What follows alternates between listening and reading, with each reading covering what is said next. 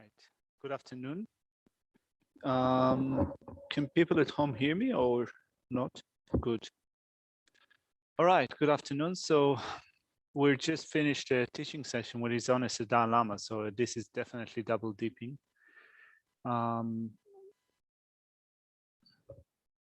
Double dipping and triple dipping, if we consider also Geshe-la's session from the morning. So let's start with a praise to Manjushri.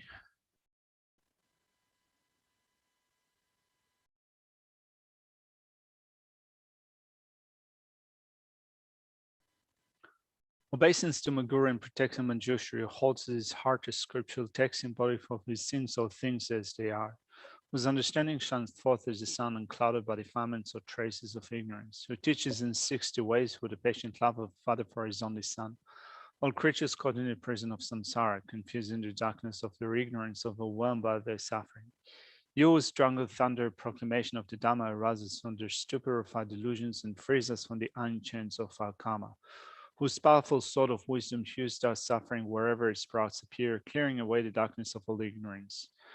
And Tritu and Manjushu's princely body is adorned with the 112 marks of a Buddha, who has completed the 10 stages, achieving the highest perfection of a Bodhisattva, who has been pure from the beginning. O Manjushri, O loving one, with the brilliance of your wisdom, illuminate the darkness enclosed in my mind, enlighten my intelligence and wisdom so that I may gain insight into the Buddha's words and the texts that explain them. I go for refuge until I'm enlightened to the Buddha, the Dhamma, and the highest assembly. From the accumulations that I gathered through listening to the teachings, may I attain the state of a Buddha to be able to benefit all sentient beings. I go for refuge until I'm enlightened to the Buddha, the Dhamma, and the highest assembly. From the accumulations that I collect by listening to the teachings, may I attain the state of a Buddha to be able to benefit all sentient beings.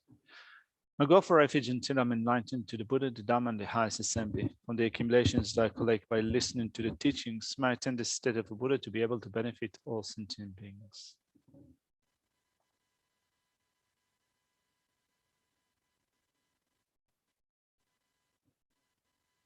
All right. So good afternoon and welcome back. I think that we had maybe 3 weeks off of the study program. Was it 3 weeks? 3 weeks. So it seems like ages ago that we've just met. In between, we had Nyungnes done here at the center, and I done an 8-day, all-day practice with my teacher in Taiwan. So it was more like a mini retreat.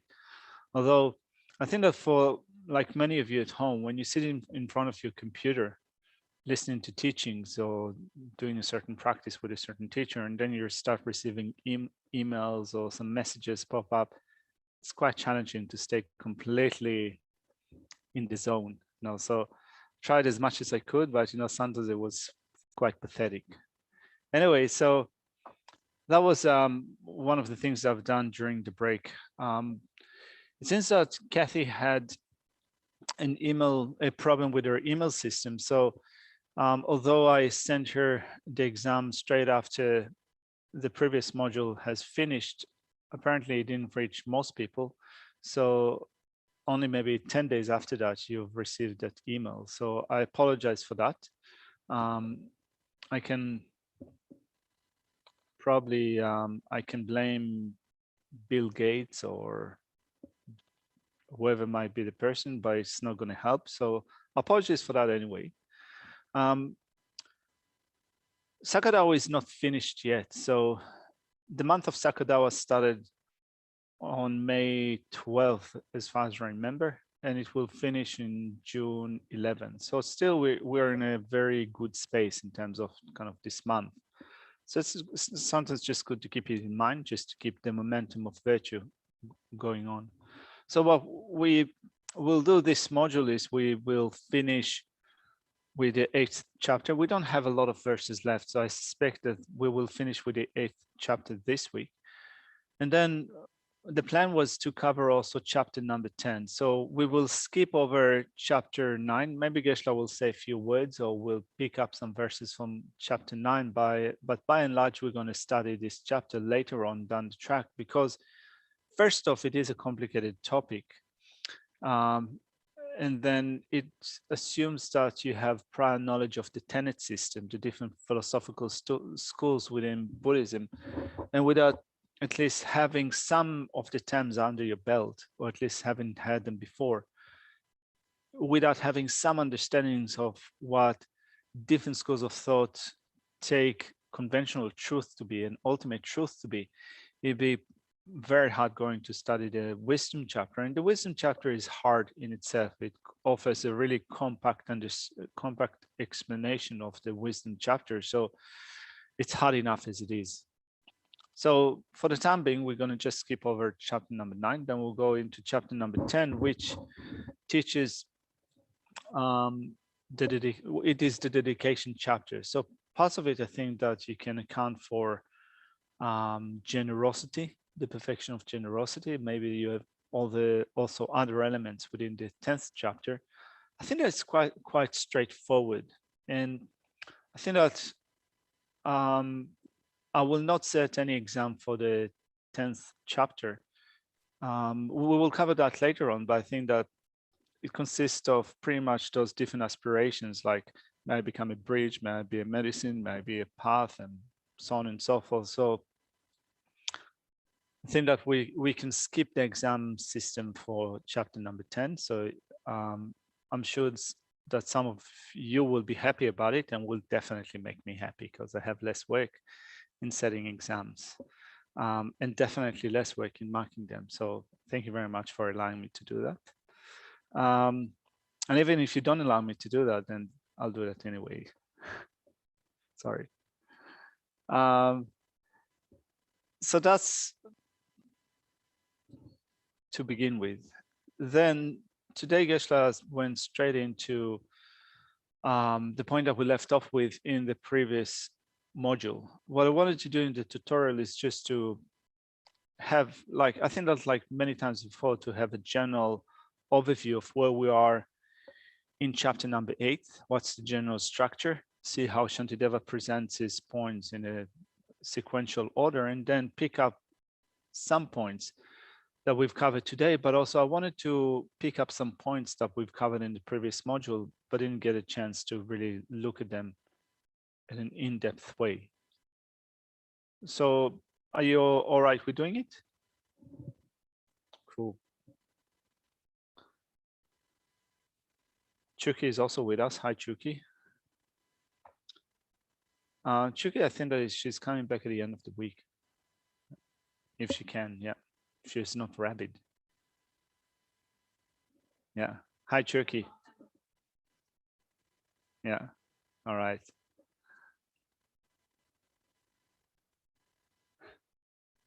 All right. So chapter number 8, remember that we spoke of, it teaches the way to develop a unique karma abiding meditation. So it is unique from two perspectives. So it could be unique from the point of view of the object that you use in order to cultivate karma abiding. And here Shantideva in chapter number 8 teaches the practice of equalizing and exchanging self with others in order to develop bodhicitta. So that's one thing that makes this practice of shamatha a unique practice of shamatha. Another one is from the point of view of what motivates us to practice shamatha. What motivates us is bodhicitta. So first of all, it is unique in comparison with non-Buddhist schools. And also you can say that within Buddhist schools, you have Theravada and you have Mahayana. So developing karma abiding with the motivation to become a Buddha for the sake of all sentient beings also turns it to be a unique practice. So in order to practice equalizing and exchanging self with others, first of all, we spoke a lot about the equality of self with others. So we've covered that from verse 89 in this chapter. So we spoke about an argument for equalizing self with others. I should meditate on the equality between self and others because all of us are the same in seeking happiness and wanting to avoid suffering. So we spoke about that extensively. Then we started a section of the way to exchange self with others. So to exchange self with others as we said before, is to exchange a self-cherishing attitude with an attitude of cherishing others. That's the briefest way probably that we can state that. But just to add more words to that, we can say that rather than cherishing ourselves and neglecting others, now we're going to change our orientation and cherish others as we do ourselves and neglect ourselves.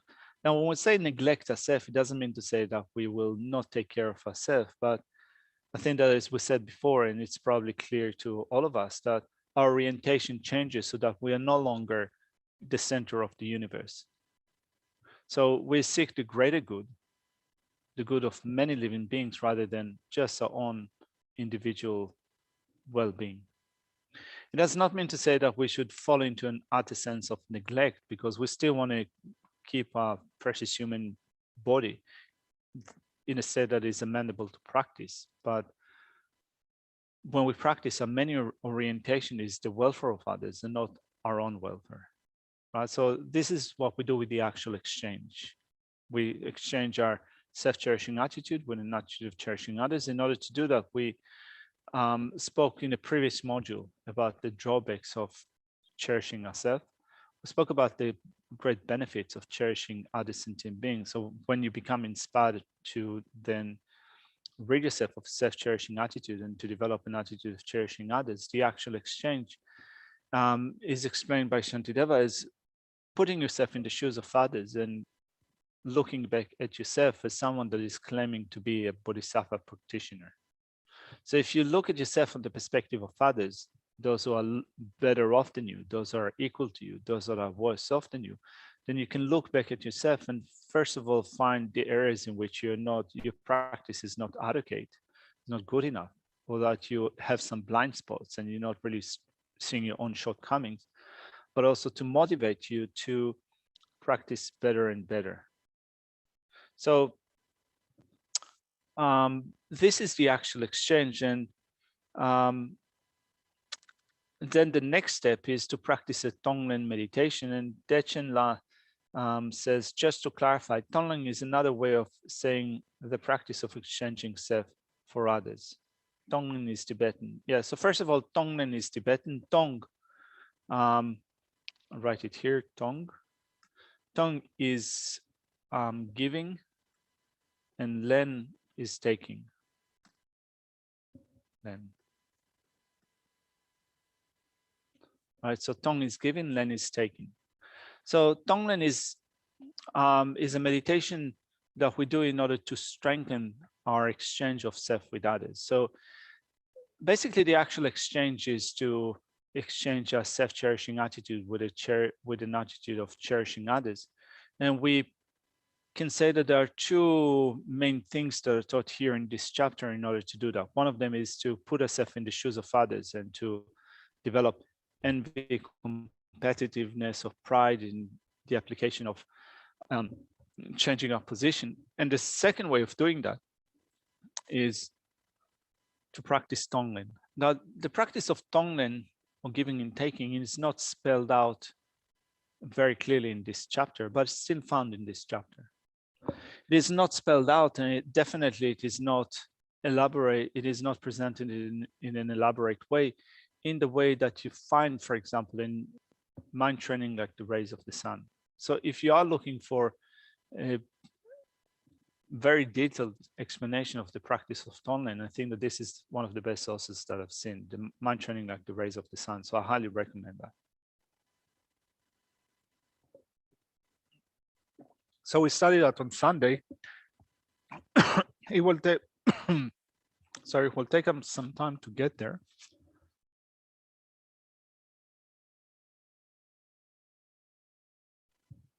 This is what you get for drinking and talking at the same time. So we will get that, I guess, in a few weeks or a few months. But for those of you who are keen to connected with what we study here, then you can do some reading. It's also kind of, it flows quite nicely and naturally in mind training like the rays of the sun. So I highly recommend that. So giving and taking. Let's look at the outline. So We spoke about the way to exchange self with others. We looked at the extensive explanation, explaining the way to exchange self with others. We spoke of the drawbacks of cherishing ourselves and the benefits of cherishing others. And then we spoke of the way to practice after having reflected on this exchange. And this is where, first of all, the extensive explanation presents this changing of position, putting ourselves in the shoes of others and looking back at our own old self. So the way jealousy, competitiveness, and pride are cultivated in the practice. And then the point that we began in the previous module, but we also picked up with from today, is the way to practice the application of this attitude. And this is where you find the practice of Tonglen found not overtly stated, but you still find it in this way, particularly when you look at the actual, applying all one's entire collection of goodness to others, giving, right? That's the practice of giving. Devoting oneself to taking the lower position for the sake of others, that's taking. And a presentation of the way to practice the application in brief. So today I thought of my main plan was to begin with this section of just making sure that we understand how Shantideva ties in the practice of Tonglen here, even if it doesn't say it directly like that. So in the previous module, we went through all those verses from verse 159, and today I planned just to look at some of those verses to make sure that we cover some of the points from the practice of Tonglen. But before we do that, those of you who have heard of the practice before, and I think that you not only have studied this practice before, I believe that also many of you are putting it into practice. So when you take upon yourself, what do you take upon yourself? Actually, let's begin with giving. When you give, what do you give? When you meditate on giving, if you were to meditate on that extensively, happiness, yeah. All your merits and virtue, yeah. Wisdom, you can also give that. People at home, the Dharma, giving the Dharma. Or you can give your body possessions and roots of virtue, being the Dharma jewel. Yeah, so you can give your body possession roots of virtue, thinking that whatever you give becomes whatever sentient beings wish and want. So for those who need practical necessities, food and clothing and money or what have you, then you can think that your body transforms to whatever they need and want. And also I think that, of course, if you're thinking about it in a positive way, then you're going to give medicine to those that give medicine. You're not going to provide drugs to those who wish for drugs or alcohol or whatever, right? So kind of we also have to think about it in a positive way. So so we're giving them practical things. We also give them the Dharma, in that we not only think that we're transforming our body possessions and roots of virtue to Dharma teachings, but also to the ability to meet each and every living beings, to meet them where they're at, and to, you can say, maybe get their attention or work in a way that accords with their disposition.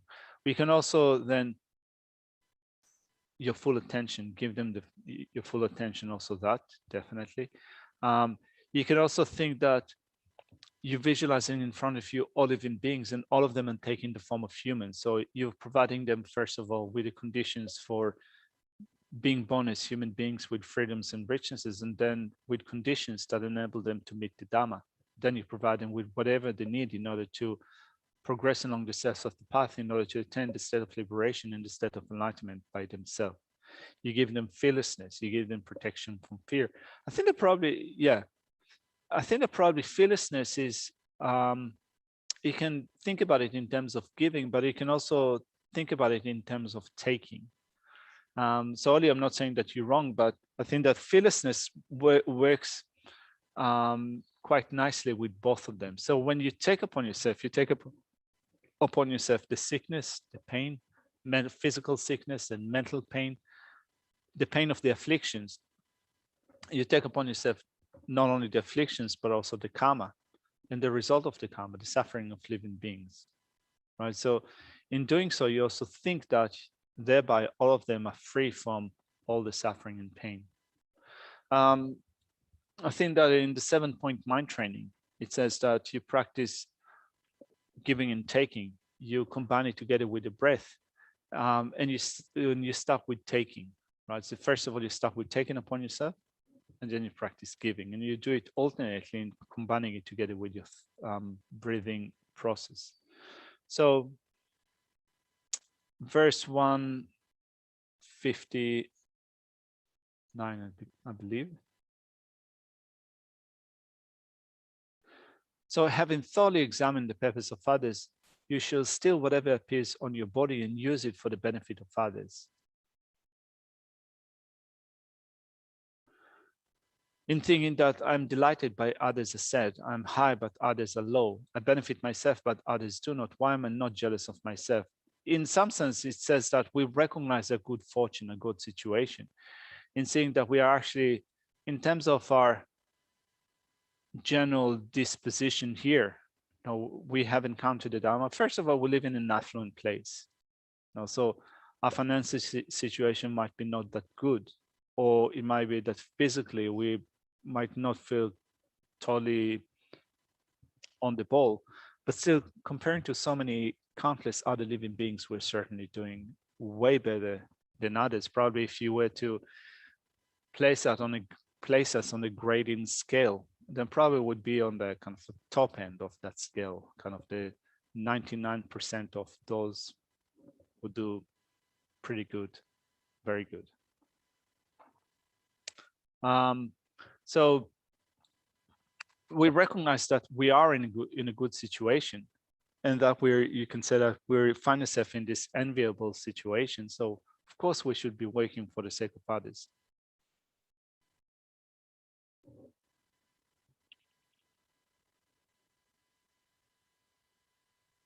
Not only that, it says I must separate myself from happiness and involve myself with the suffering of others. So we should practice not only giving to others, as it says here, we should steal whatever appears on our body and use it for the benefit of others. We should also involve ourselves with the suffering of others. By the way, with stealing whatever appears on our body and using it for the benefit of others, when teachings on the perfection of generosity are given, it is said that when you think about it from the viewpoint of the generosity that bodhisattvas practice, and then you train in certain attitudes in which you think that whatever you have should be used for the benefit of others. So obviously we have bank accounts, we have possessions and so forth. So it's not that in all situations it would be right for us to give everything that we have now for the sake of others. Of course, if you can do that, that's good. If you can train yourself in giving, that's good. But it doesn't mean to say that right from now we should give everything to others, in a sense that if we're not actually ready to do that, if we haven't given up attachment and craving and so forth altogether, if we come to regret it sooner rather than later, then or become completely distressed about having nothing whatsoever, it's probably that we were unskillful in giving everything that we have to others.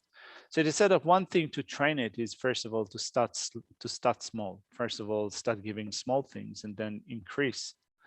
And also the things that you have in your possession, you can think about them as not things that belong only to you, but things that you keep them or save them for the sake of others. So it's more like thinking that this is something that doesn't belong only to me. This is something that belongs to others. For the time being, I'm safe keeping it, but I'm keeping in mind that I should be using it for the sake of others, right? So it's slowly opening a mind to giving away to other living beings, and practicing Tonglen, in which we visualize giving away our body possessions and roots of virtue is helping in setting our mind to the place, to the position or to the state in which in the future we will be able to practice in this way. And I think that when we look at many of our teachers and how they're used to giving, I mean, I think that Geshe Tsultrim is pretty, I wouldn't say fickle with his money, but you know, it just kind of, he can just one day go into his bank account and transfer all the money to someone else without whims, no, without any whim, without that strong or tight holding to his money. Lama Zohar, which I believe that is the same kind of, you know, he constantly gives away things that other people give him. Also, I met other teachers that do the same. So that can be done. But if you find yourself that you're not there yet, start with small things and also visualize that you give them away and that you give them away happily. To do that happily and to imagine that you're really happy that someone else is having that and they're making good use of it, and that makes them happy, and that makes you happy, is also opening our mind and heart to being able to give away in the future. So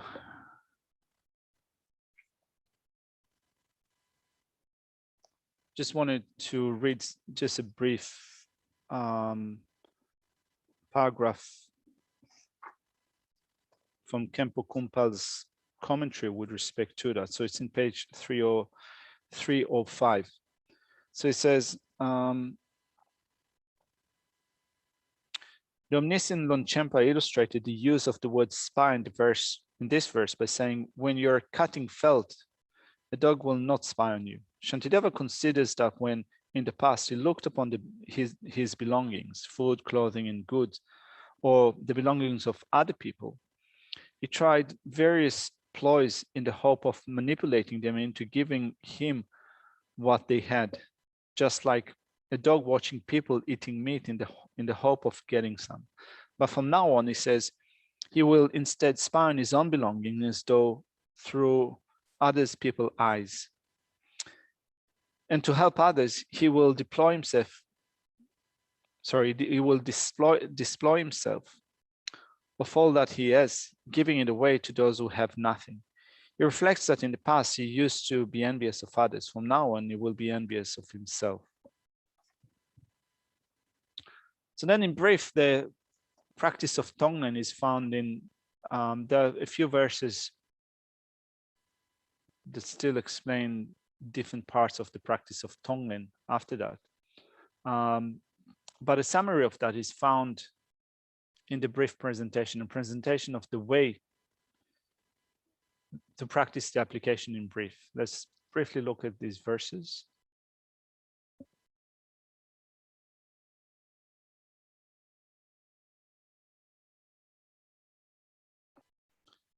In brief, may the harm that you have caused to others for my sake descend upon me, myself, for the sake of sentient beings. I should not be aggressive, acting in a brutal way. Instead, like a newly married bride, I should stay bashful, timid, and restrained. It's pretty cool. I was just kind of looking at the text and putting my head on, and as I was lifting it up, TY is gone. Yeah. In a bashful way. All right. So this is the way to practice the application in brief, which means that altogether, I wonder if you agree with me that the practice of Tonglen is found here, maybe not directly stated, but the bits of the practice are found in this section. Do you agree? Does it seem reasonable?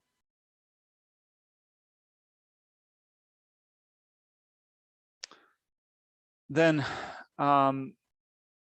when practicing the application of exchanging self and others, one should exert control over one's mind. I think that also, so there is a comment here. All right. So I think that the way to practice this application is, I think that it's probably in our meditation practice, we practice equalizing, exchanging, we practice the exchanging of a self-cherishing attitude with an attitude of cherishing others, but also in our daily life outside of our meditation session, which means that when we're not just sitting at home in a strict meditation posture, we can still integrate the attitude of cherishing others and diminishing our self-cherishing attitude. So in order to do that, we need to exert control over the mind, to stop being brazen, which is what Shantideva says here, the way to annihilate brazenness and the disadvantages of sticking solely to your own benefit. So we do it not only in our meditation practice, but also outside of our meditation session, which means that also outside of the meditation session, when we go about and do what we need to do during the day, when you still habituate your mind with cherishing others, it's still a meditation session, right? So a meditation session is not kept strictly to the cushion, but also hopefully to a daily life.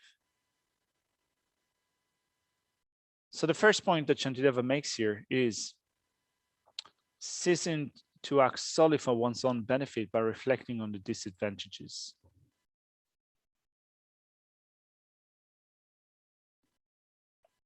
We also covered that in the previous module. Let's just briefly read through these 6 lines.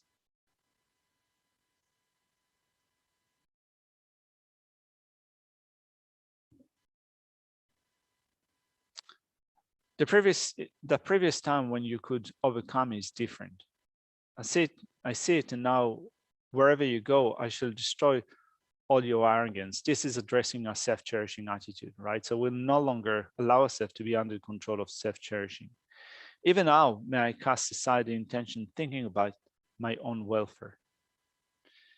So Kempo Kumpel says in page 308, but although he speaks like this, the thought still lingers that self-interest is necessary. Am I reading the right verse? Sorry.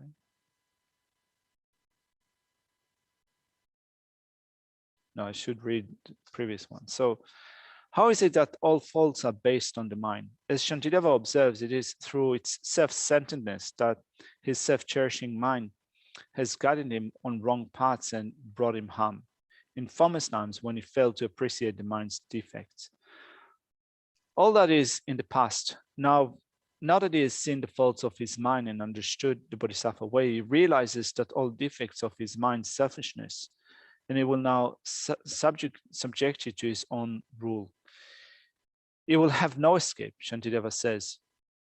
He will bring his mind down with all the haughty insolence and all its self-seeking desire for profit, respect, and the like. But although he speaks like this, the thought still lingers that self-interest is necessary and that he should still work in his own interest. He resolves nonetheless to throw all such thoughts away. I mean, this is an interesting section, because I think that all of us, I guess, when we follow these teachings, we become more inspired to be of benefit to others, to reduce our self-cherishing and to increase our attitude of cherishing others. We're so entrenched in our own self-cherishing attitude, right? So we constantly need to remind ourselves that this is what we need to do, but also in so many situations during the day when we have a certain choice to make, we can add it to A or we take B. According to what Shantideva says here, we should recognize the points in which we are controlled by selfishness, by a self-cherishing attitude, and deliberately undermine it, to do things deliberately that we do not want to do if they are controlled by, if those things are controlled by self-cherishing, right? So if you're eating something and you don't want to share it, that's quite a simple, I think, simplistic example. But sometimes we have something delicious and we're disinclined to share it. So once you recognize it, that this is the type of thought that a self-cherishing attitude has, then even if you don't want to give even if you don't want to give it to others, just give it to others. Right? You're holding to something tightly, and you recognize that this is what self-cherishing makes me do. Then you give it to others, even if you don't enjoy it now, even if you find that it's still a struggle, that you don't that it's quite hard to give it away to others, then you can think, I'm giving it away to others. I'm not giving way to my self-cherishing attitude. It's pretty hard doing it, but since this is Shantideva's intent.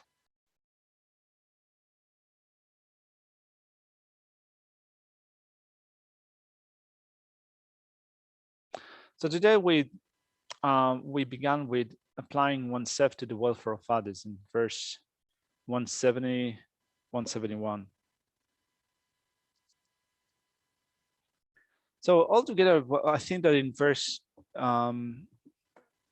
in this section, ceasing to act solely for one's own benefit by reflecting on the disadvantages, we become resolute that we're going to consider the welfare of others, that whatever we're going to do, it's going to be done for the purpose of others. Again, these verses say,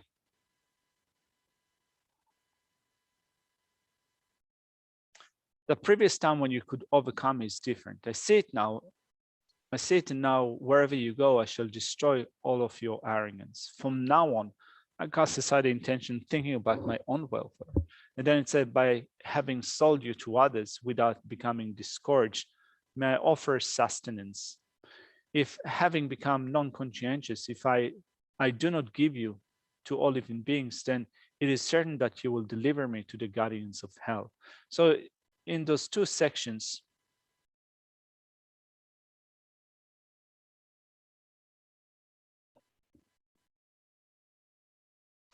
ceasing to act solely for our own benefit and applying ourselves to the welfare of others, we become resolute that we are going to work for the sake of others, and we become also resolute that we're going to do it only for the sake of others, not only for our own sake. So any questions or any points so far?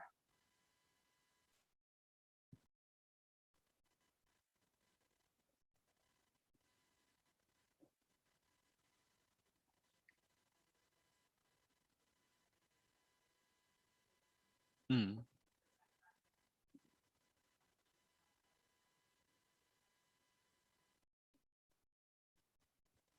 Yeah. Yeah, so I'm going to repeat it for the people at home. So you're saying that now when you come to a place like that as a beginner, it's pretty hard to be focused solely on giving away to others. You also need to make sure that you spend enough time on yourself on developing your own mind. So that could be a challenge for someone that goes straight into teachings like that or practices like that. And it is a good point to make, because when here we study Shantideva's Guide to Bodhisattva Way of Life, and this explanation is coming up in the 8th chapter.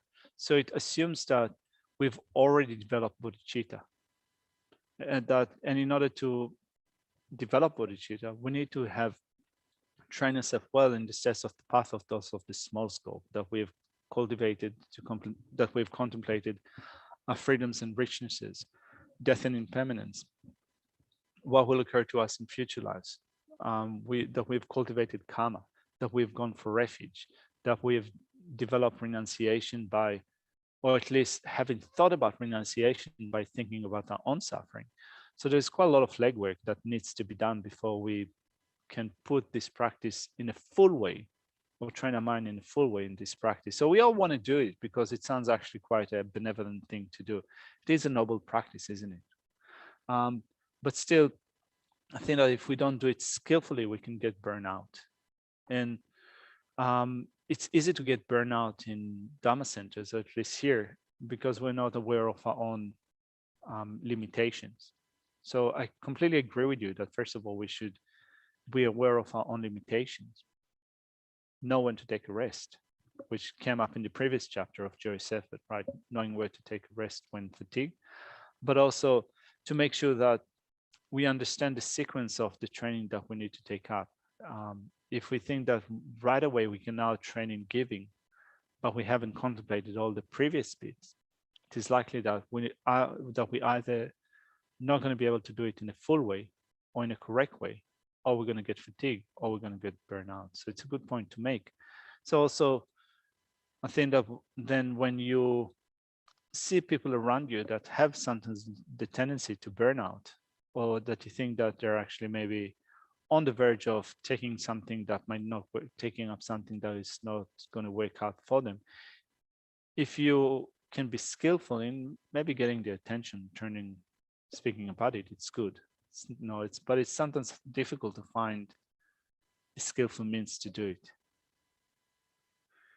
Yeah, Chucky is saying that this is not a beginner practice. Yeah.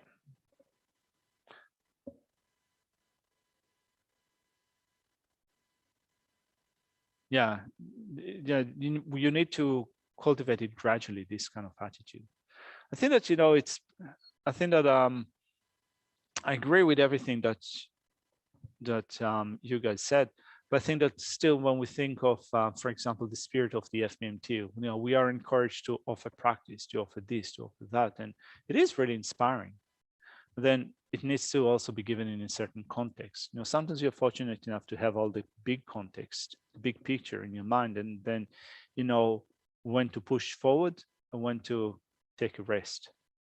But if you're encouraged by others to give service, more service, and more service, but you actually have no great understanding of your limitations and also what you need to do in order to be able to give a greater service, you can get a bit burnout. So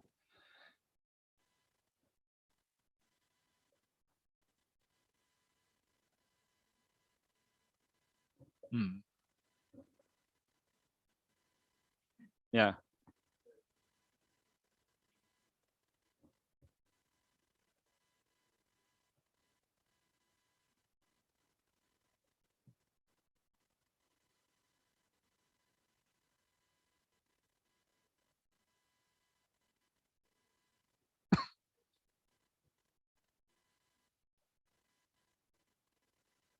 Mm.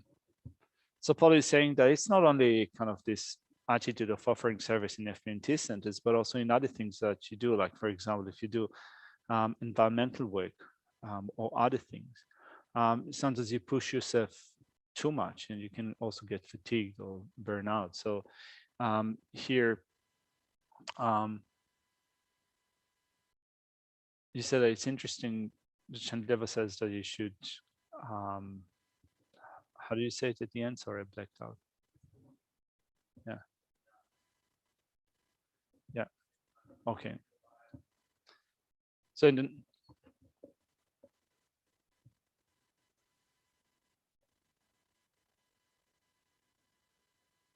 yeah, I think that no. So in the next chapter, kind of, sorry, in the next section in the text, no, speaking about giving away your body or using your body for that thing, but also we also appreciate the body, something that is very kind of is very precious to us. I think that Geshe-la spoke about it at the last section of his morning teaching and saying that those things seem to be contradictory to some degree because we have a precious human body with freedoms and richnesses. So we want to make sure that we use it skillfully, that we make the most out of it.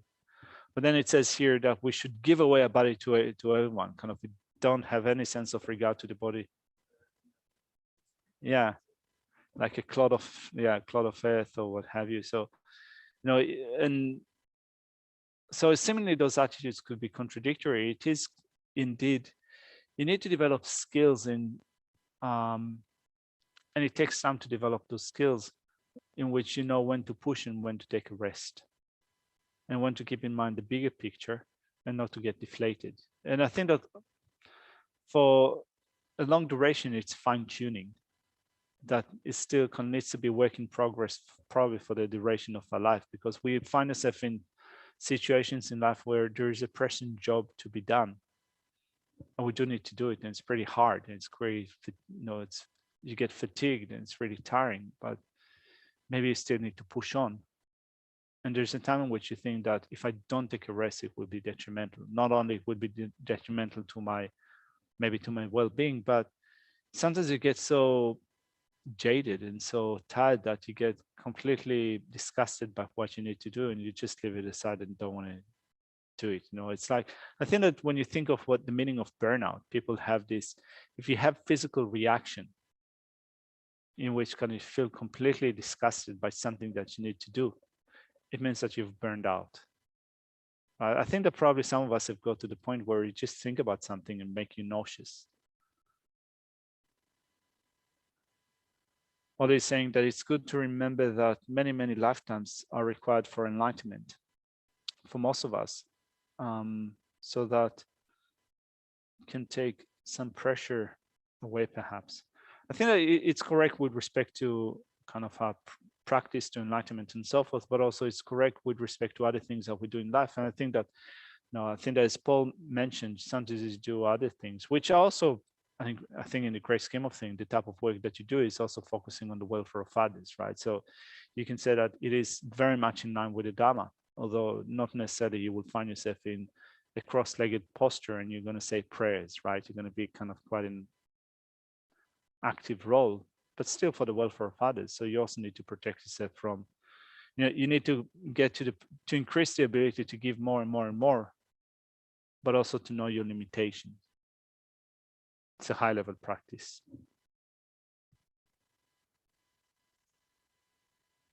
So it's interesting that in the next section, it says examining the faults of the body. Whereas in this commentary, in Khenpo Kumpe's commentary, it comes under the section of treating the body severely. Right, so it's not that Brecken kind of seeing the faults of the body. It's like you're going to treat your body severely. So it begins with the shortcomings of not knowing contentment. This is pretty, I think, straightforward. The disadvantages of craving after the body, and then the reasonableness of cultivating non-attachment or a non-attachment to the body. Let's quickly look at some of those points.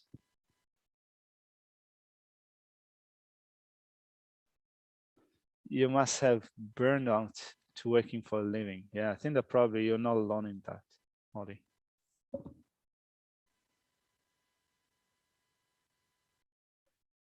So to whatever degree I take great care of this body, to that degree I shall fall into a state of extreme anxiety. I think that this is pretty, that can be said a lot in our society, which is so spoiled, right? So here in Australia, comparing to other places, we're so spoiled. And it seems that the greater the conditions people have, the better the conditions people have, the less capable they are to work with difficult situations. Now, how hard it is to work out situations when things do not work well or do not work out to your expectations. It's just kind of, I don't know if it's directly relevant to that, but kind of this phenomenon, this current phenomenon, throwing tantrums about not being forced to wear face masks and so forth. I mean, it's a sense of entitlement, but on top of that, I think that this is also, I think that it could also be an example for not being able to deal with difficulties, with small things that actually could be actually quite small in great scheme of things, but they go completely out of proportion because we're not used to dealing with certain small difficulties. So the more it's all based on cherishing ourselves, self-centeredness and cherishing ourselves, where find it ourselves totally incapable of working with difficulties. And as Shantideva points out here, the stronger our inability to work with those situations is, the more we will fall into extreme states of anxiety. So having fallen in this way, if desires are unable to be fulfilled, even by everything upon this earth, what else will be able to fulfill desires of that? Being unable to fulfill them and craving for objects of desire, afflictions and degeneration of attitude will arise. One will not know the exhaustion of success of not depending on anything. Therefore, I shall never allow an opportunity for the desires of the body to increase. I mean, this is also a high-level practice. High-level practice in the sense that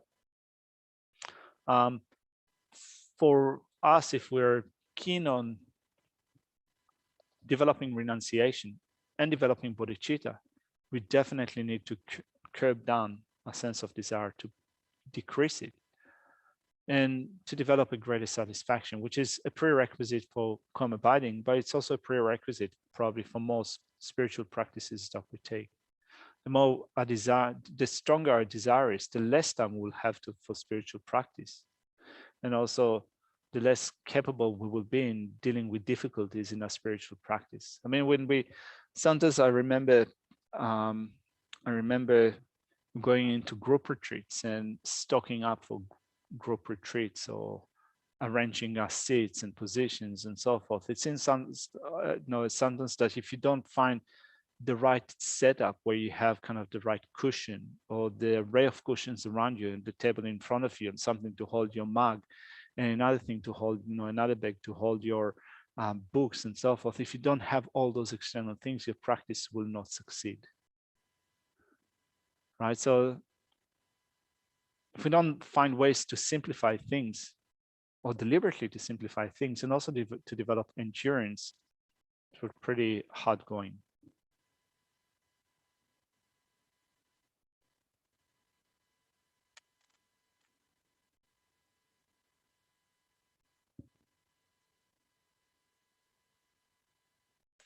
So we spoke about the shortcomings of not knowing contentment, and we've ended up with the shortcomings of being inanimate. So rather than thinking about it as a shortcoming of being inanimate, I think that, as Geshe said, that you recognize that the nature of the body is inanimate in a sense that it cannot function in and of itself by its own power. It is controlled by other factors, for example, by the mind. And also it is in the nature of dust and ash, in that at the end, it will be, upon death, it will be reduced to ashes or to dust, or it will become the compost, the food for other living beings. So as such, it doesn't have its own self-power to move. It would also be moved by other factors, by wind, by other beings, will be digested by worms and so forth. So when we recognize that with respect to the body, then we can bring down the desire that we have based on the body, and then dedicate at least to use it for the time that we have at hand for the welfare of others. So just reading through these two verses.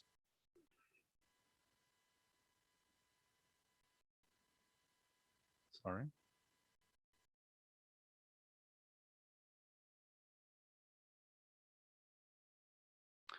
Therefore, I shall never allow an opportunity for the desire of the body to increase. Not holding to the attractive is a good possession. So we spoke about it before. Then in the end, it will turn to dust, unable to move. It is propelled by another, by wind, or by the mind. Why do I hold on to this terrible unclean form as self? Even when it is alive, it is better off dead. Or you can say that it is not different to being dead, in that we have the body itself is not a self-governing phenomenon. Of what use is this machine to me? How is it different from a clod of earth and the like? Alas, why do I not dispel this pride? So I think that this is probably when it gets to your question, Paul, right? So on one hand, we regard the body as just a piece of earth without any sense of attachment, but we still need to take care of it and know when to take a break.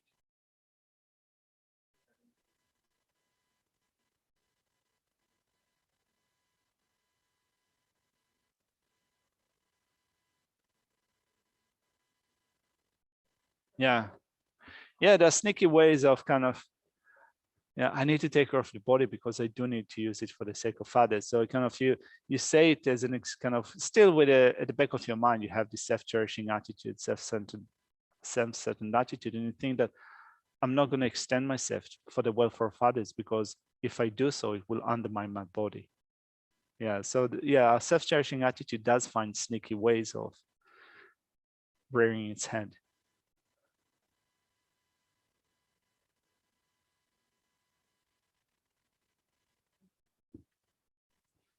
Yeah. I think that this is where probably sometimes we need to become honest about our own mind.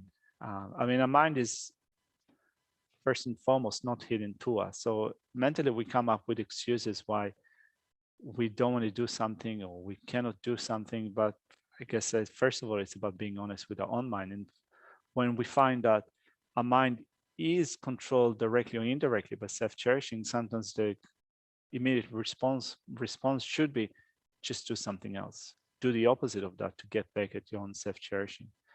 Easier said than done, because often when we do it, it is done without a sense of enthusiasm. So we should be happy in some sense that we lay a trap for a self-cherishing attitude, but still, it's quite a battle.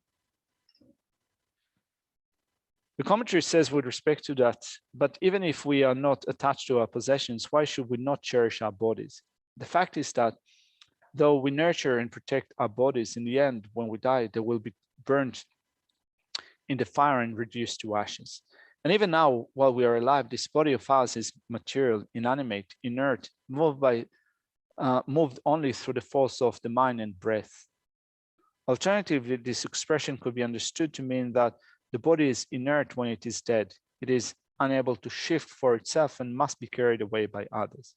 How is it possible that we regard as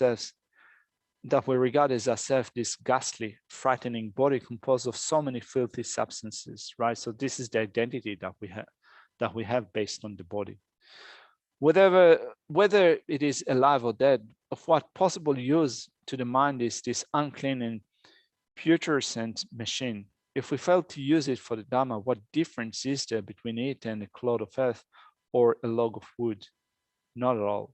So why, asked Shantideva, does his mind not rid itself of such a pretense, imagining that this is me, this is my body?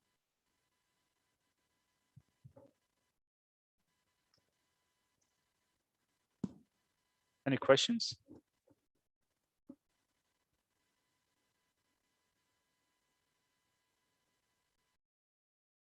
All right, let's leave it here for now.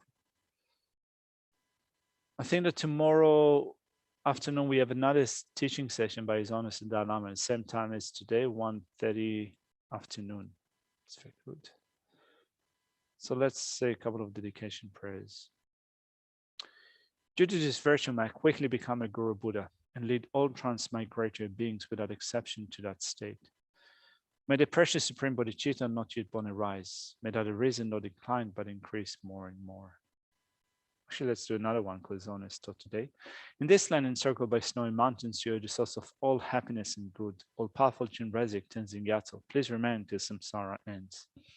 You uphold the Sabura's moral way, who serves on the bountiful bearer of all, sustaining, preserving, and spreading Majjunath's victorious doctrine, who masterfully accomplishes magnificent prayers honoring the three jewels, protector of myself and others, your disciples. Please, please live long. Thank you. Thank you. Thanks, Dechen.